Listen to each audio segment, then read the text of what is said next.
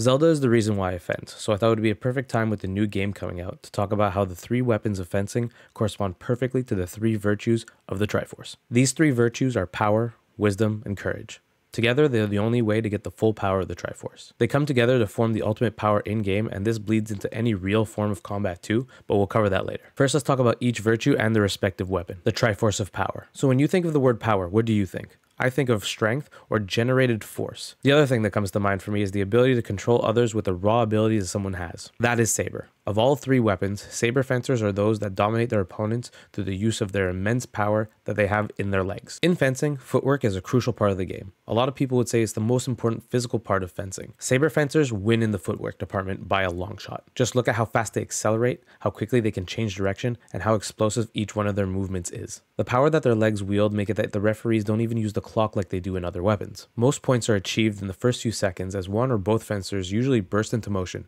closing the distance and making the point happen right then and there. They impose themselves on their opponent as soon as the match starts and determine the point winner as soon as possible. That is not to say that a Saber match can't go beyond the initial burst, but even if they do, the match generally doesn't last that much longer and they still have more dynamic energy than that of the other weapons. Things to be noted here.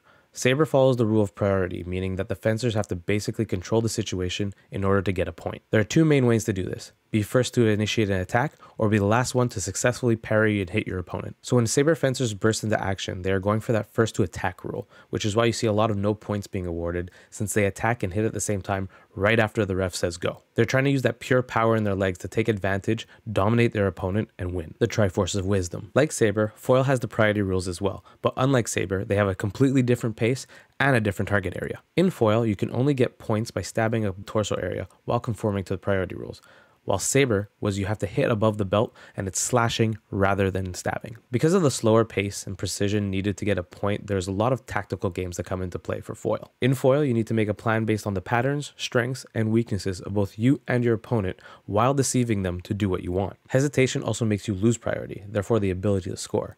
So whatever tactical choice you make, you must stick to it or adapt on the fly within the confines of the rules. The ability to adapt between points and during points when the plan fails is why wisdom is attached to this weapon.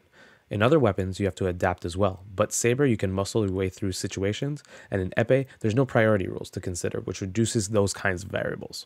You also only have one target area, therefore to score you really have to have the wisdom to outplay your opponent, because it isn't like you can feint or pretend to be aiming for somewhere else. Before we get to the final virtue, if you like the content so far, be sure to leave the video a like and subscribe to the channel for all things sword combat. The Triforce of Courage. Alright, so chuck all that priority business out the window and get rid of specific targets too, because it's my weapon now. Epee is all about anywhere on the body counts, and if both people end up hitting each other at the same time, then they both get a point. Now that might sound slightly barbaric compared to the other two weapons, but in reality it makes the fencers a little bit more cautious. If their guard is not completely covering their sword hand, then their opponent can snipe it, or if they attack, their opponent can hit them at the same time, and their opponent will maintain their lead.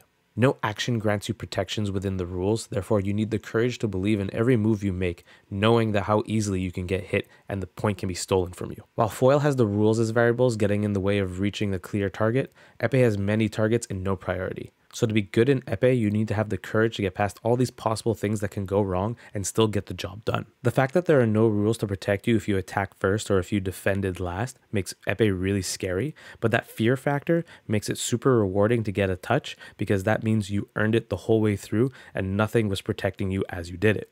Now in the games, the Triforce's legend is that when all three pieces come together, the user gets their wish granted, no matter if it's for good or for evil. For fencing, there is a similar connection between being able to wield all three of these virtues and becoming the ultimate fencer.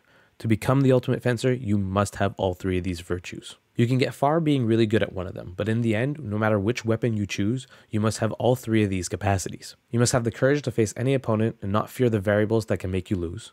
You must have the wisdom to create ideas, recognize what is happening, and make plans to win your matches. And finally, you need the power to support your wisdom and your courage, because if the physical ability does not support those internal values, then you can't do anything in the face of a worthy opponent. That's the video for today. I hope this fun example gave you a little more insight into the fencing weapons. And if you already are familiar with them, I hope it was a fun way to kind of like dissect and explain them to other people. Be sure to like, subscribe, and I'll see you in the next video.